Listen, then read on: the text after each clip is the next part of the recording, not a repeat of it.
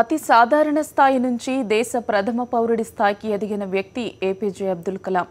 ఆయన పూర్తి పేరు అబుల్ ఫకీర్ జైనలుబ్దీన్ అబ్దుల్ కలాం.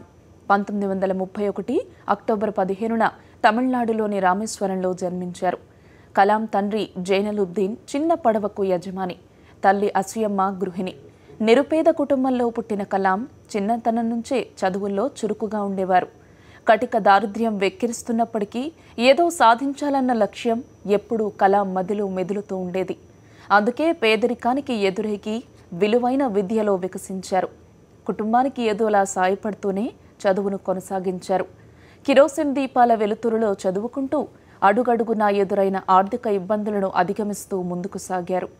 స్కూల్లో టీచర్లు ఇచ్చిన ప్రేరణతో చదువుల్లో మిసైల్లా దూసుకెళ్లారు. కలాం మద్రాస్ యూనివర్సిటీలో భౌతిక శాస్త్రం, మద్రాస్ ఇన్స్టిట్యూట్ ఆఫ్ టెక్నాలజీలో ఏరోస్పేస్ ఇంజనీరింగ్ అభ్యసించారు.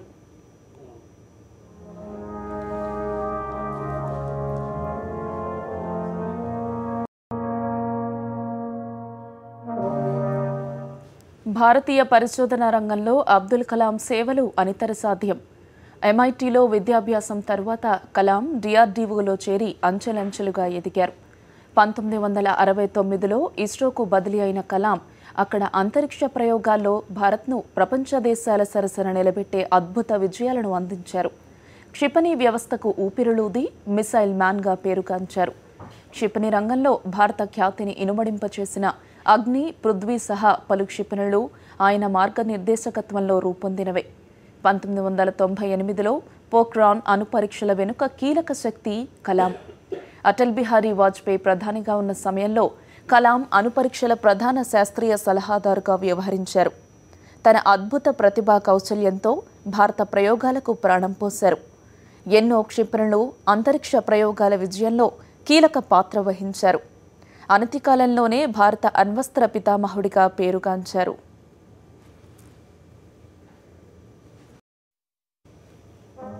సైంటిస్ట్గా కలాం చేసిన సేవలకు గాను ఎన్నో ప్రతిష్టాత్మక అవార్డులు వరించాయి.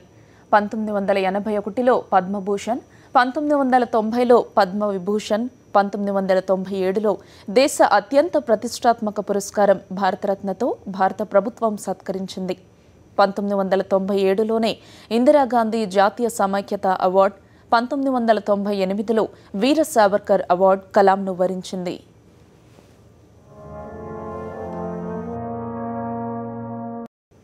సైంటిస్టుగానే కాదు, భారత రాష్ట్రపతిగా కూడా అబ్దుల్ కలాంది ప్రత్యేక శైలి.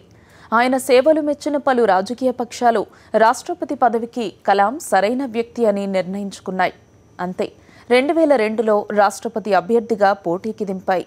వామపక్షాలు బలపరిచిన అభ్యర్థి లక్ష్మీ సెహగల్పై భారీ మెజారిటీతో గెలిచి 2002 జూలై 18న రాష్ట్రపతిగా బాధ్యతలు చేపట్టారు. 2002 నుంచి 2007 వరకు దేశ 11వ రాష్ట్రపతిగా అబ్దుల్ కలాం విశేష సేవలందించారు. ప్రత్యక్ష రాజకీయాలతో ఏమాత్రం సంబంధం లేని వ్యక్తి రాష్ట్రపతి కావడం అదే ప్రథమం. అంతేకాదు, దేశానికి తొలి బ్రహ్మచారి రాష్ట్రపతి కూడా ఆయనే. తన నిజాయితీ, సౌమ్యతతో రాష్ట్రపతి పదవికి వన్నె తెచ్చారు కలాం. దేశ రాజ్యాధినేతగా ఉండి రాజసౌధానికే పరిమితం కాకుండా నిరంతరం సాధారణ జనంతో మమేకమయ్యారు. మతమేదైనా మానవత్వమే మిన్నా అని నినదించిన ప్రబోధకుడు ఆయన. రాష్ట్రపతి ఓ రబ్బర్ స్టాంప్ అనే అపోహను కూడా తుడిచిపారేశారు. లాభదాయక బిల్లును వెనక్కి తిప్పి పంపి కాంగ్రెస్ నేతృత్వంలోని కేంద్ర ప్రభుత్వానికి షాక్ ఇచ్చారు.